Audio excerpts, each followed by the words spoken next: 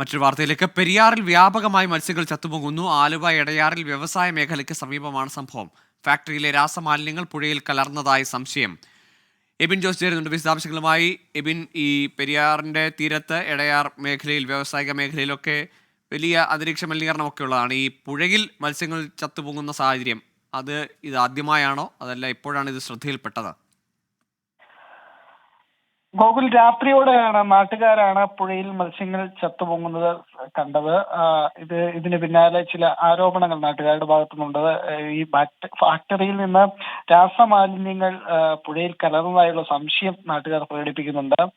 ഏതായാലും രാത്രിയോട് കൂടി തന്നെയാണ് ഈ മത്സ്യങ്ങൾ പുഴയിൽ ചത്തുപൊങ്ങുന്നതായി ശ്രദ്ധയിൽപ്പെട്ടത്. വ്യാപകമായി പല സ്ഥലങ്ങളിൽ, പ്രത്യേകിച്ച് ഈ പാതാളം റെഗുലേറ്ററിന് സമീപമാണ് കൂടുതലായും മത്സ്യങ്ങൾ ഈ ജലത്തിന് മുകളിലേക്ക് വന്ന് ശ്വാസം കിട്ടാതെ നിൽക്കുന്ന സാഹചര്യം കണ്ടെത്തിയത്. ഈ നാട്ടുകാരാണ് ഇത് ശ്രദ്ധയിൽപ്പെട്ടത്. ഏതായാലും ഈ ഭാഗത്ത് ഫാക്ടറികൾ ഉള്ളതാണ്. ഫാക്ടറികളിൽ നിന്ന് രാസമാലിന്യങ്ങൾ കലർന്നിട്ടുണ്ട് എന്നുള്ള സംശയം നാട്ടുകാർ പ്രകടിപ്പിക്കുന്നുണ്ട്. ഇതിന്റെ ഔദ്യോഗിക സ്ഥിരീകരണമൊന്നും പുറത്തു വന്നിട്ടില്ല. ഏതായാലും നാളെ ഇത് സംബന്ധിച്ച് വിശദമായ പരിശോധനകൾ നടക്കുമെന്നാണ് കരുതുന്നത്. ഗൂഗിൾ.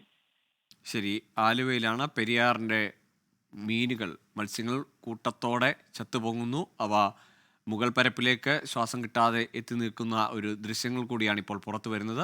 ഫാക്ടറിയിൽ നിന്ന്, ആ പ്രദേശം വ്യാവസായിക മേഖലയാണ്, അവിടെ ഫാക്ടറികളിൽ നിന്നുള്ള രാസമാലിന്യം പുഴയിൽ കലർന്നതാണ് ഇത്തരം ഒരു സാഹചര്യത്തിന് കാരണമെന്നതാണ് നാട്ടുകാരുടെയും പ്രദേശവാസികളുടെയും ഒക്കെ ആരോപണം.